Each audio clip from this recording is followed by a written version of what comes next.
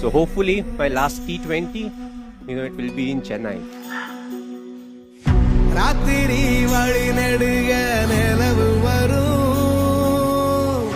கத்திரி வெயில் கடக்க கருட வருடைய ஜாமி, கோவில் செல கவுளி சொன்ன சகுன வரும், காலையும் வேப்பிலையும் தொடர்ந்து வருமைய